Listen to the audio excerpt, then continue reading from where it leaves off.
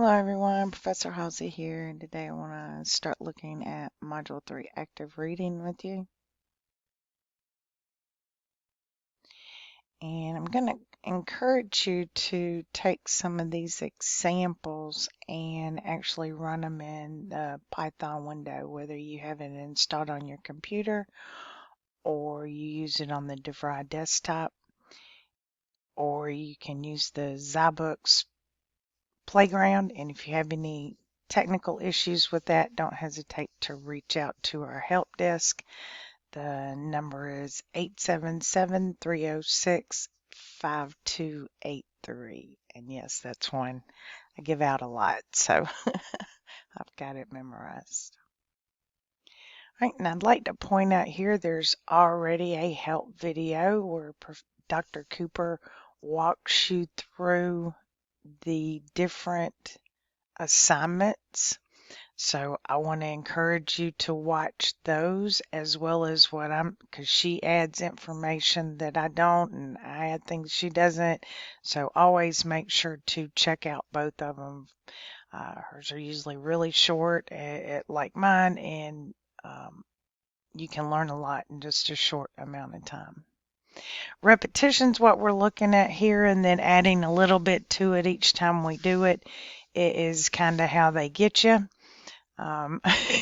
So we're going to start here and look at adding parameters to a constructor.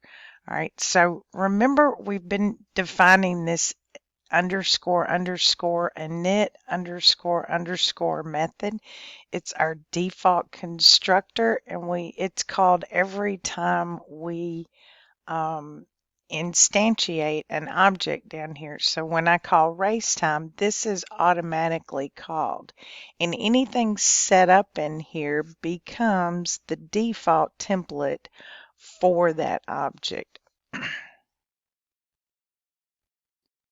Okay,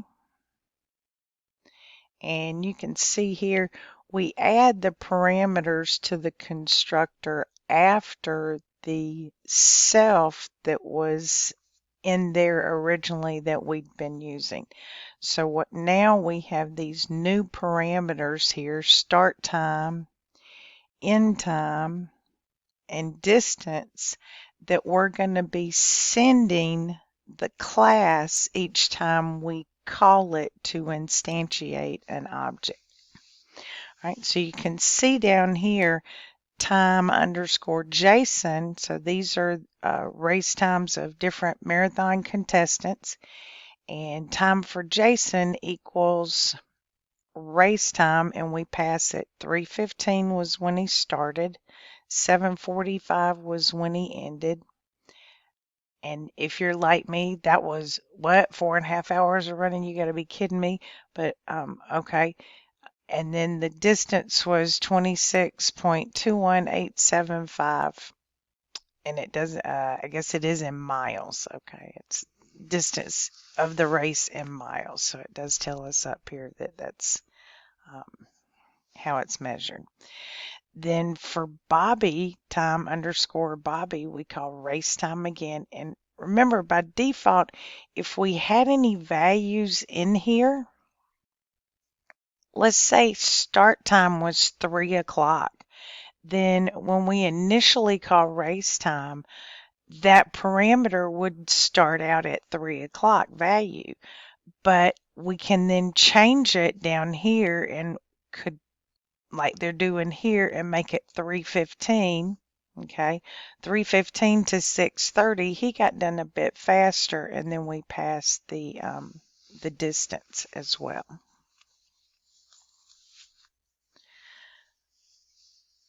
Okay, the above constructor has 3 additional parameters like we just looked at: start time, end time, and distance. When instantiating a new instance of race time, and I like how they're using the instance word there in its different forms so you can see how it's supposed to be used. When instantiating a new instance of race time, the arguments must be passed to the constructor. So we send it race time 3:15, 7:45, So start time, end time, and the distance. All right. Now we're going to look at the example below. It fully implements the race time class, adding the methods to print the time taken to complete the race and the average pace. Now, this would be a good time to copy this code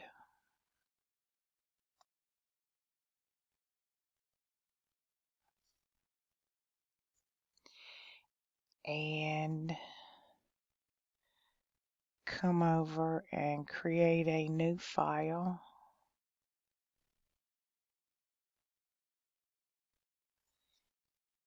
And paste it in there. Let's see first if we have no errors. Good, that's a good thing. And then we can run it. Enter starting time hours. All right, so I can enter 12 o'clock.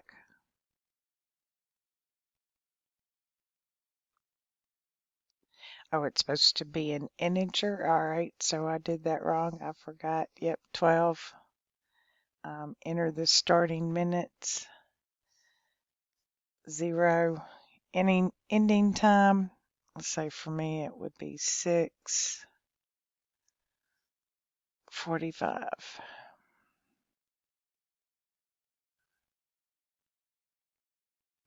It actually went the other way and gave me a negative. That sounds more like my progress would be a negative. You have to know me in racing and running to understand that joke there. Sorry. But it is working there. And there's something about how it's doing the subtraction of why it came out backwards. I guess they're just subtracting the ending time from the beginning time. So if I ran it and I did, let's say the 3:15 and the 6:45, let's say that, yeah, there we go.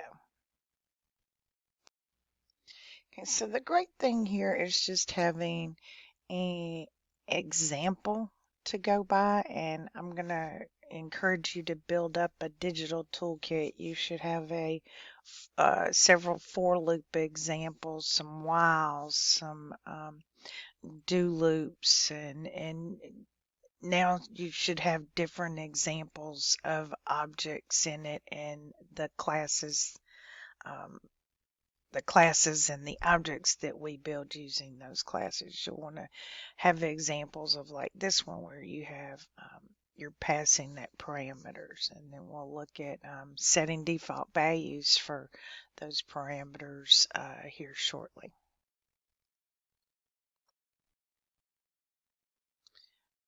Okay, so here they want us to write a definition of an underscore init method that requires the parameters X and Y. So if you're not sure, and that's why we have examples, we can come up here and copy the example that we were given,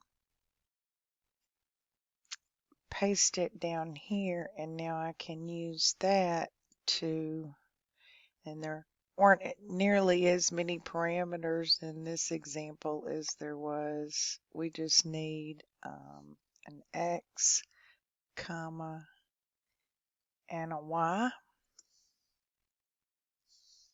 And then I can get rid of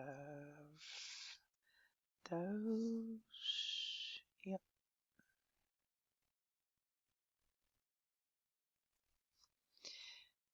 All right. So we have the self def underscore init, and that's part of the key is just making sure to get in those 2 underscores. If not, things go kind of wonky in the program. It's looking for those to make this run properly. Okay, and then we're passing it the X and the Y values. Okay, I can check that, and yes, it likes that. Okay, so here in the next one, complete the statement to create a new instance of widget with P1 15 and P2 5. Okay, so our widget is going to be equal to our widget class, and we're going to pass it 15 and 5. All right. Okay, so constructor parameters can have default values, and I talked about that earlier. So we can set them equal to 0, we can set them equal to whatever we want to. So here in this employee example, they're setting wage to $8.25, probably based on maybe like the minimum wage, or whatever the typical wage is you hire in a certain level of employee. You would set this variable equal to whatever that amount is. And here it's a part-time employee. You're setting it for 20 hours a week and earns minimum wage. Yep, there we go. All right, so we're setting those default values, but that doesn't mean they're stuck there. So if they're a typical part-time employee, those will be true for them. So Todd and Jason are both typical part-time employees, so they'll get 20 hours a week at $8.25. Trisha, on the other hand, we have adjusted her wage to $12.50, and she gets 40 hours a week, but that's only because she's a manager. Okay.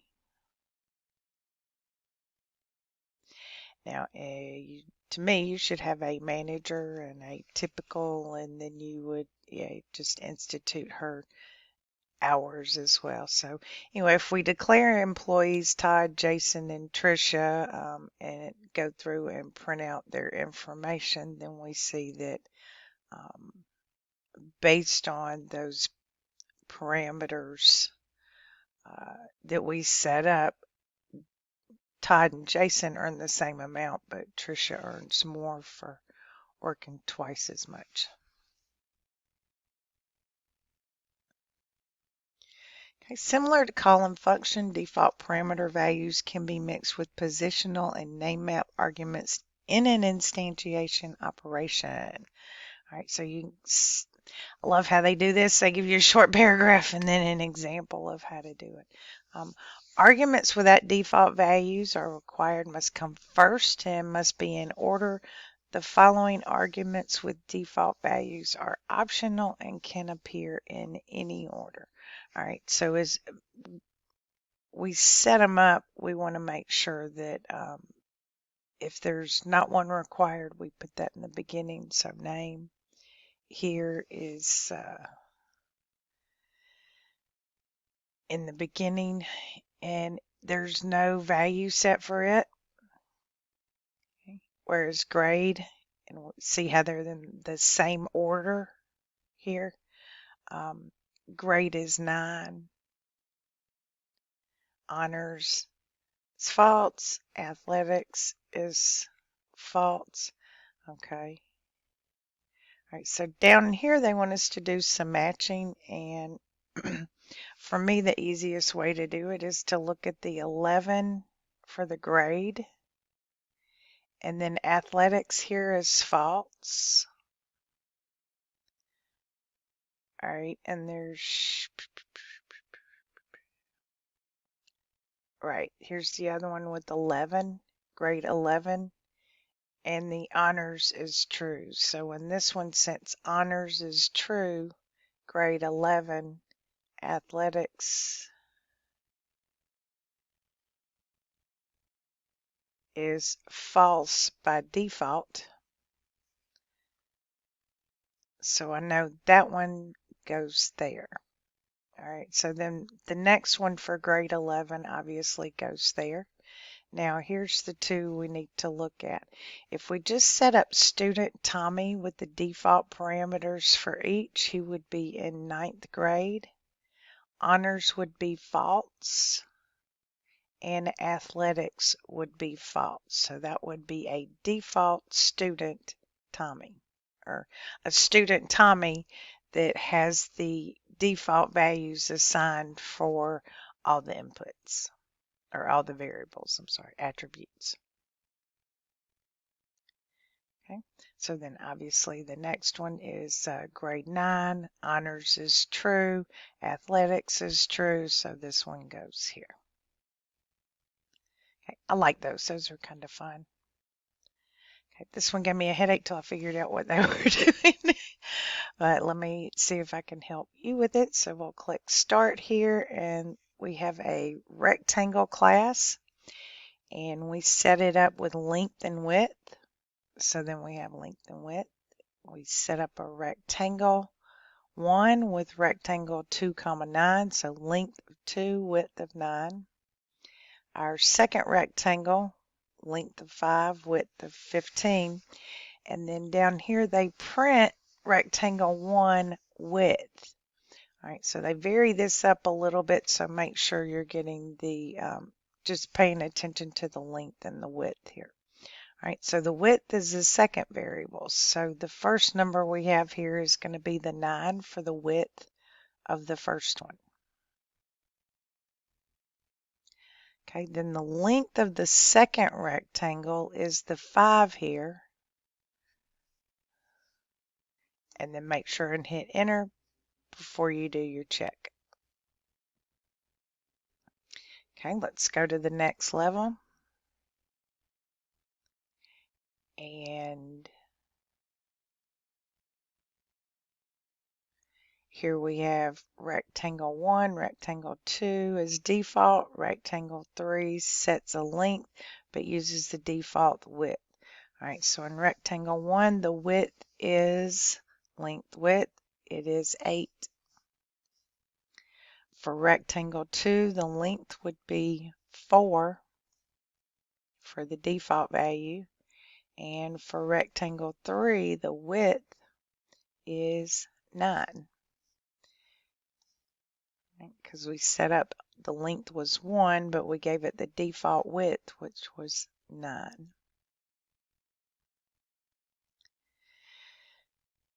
Okay, here we have color, length, and width. All right, so rectangle with a color and a length, rectangle with color, default length and width. Well, here the length is 11, and then the width would be 10 for the default value. Then here, our third one has a color, a length, and a width to overwrite the initial parameters.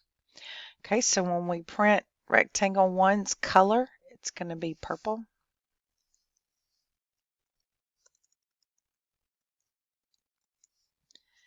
Okay, rectangle 1's width is going to be the default width, which is 10. Rectangle 2's width is going to be the default width, which is 10.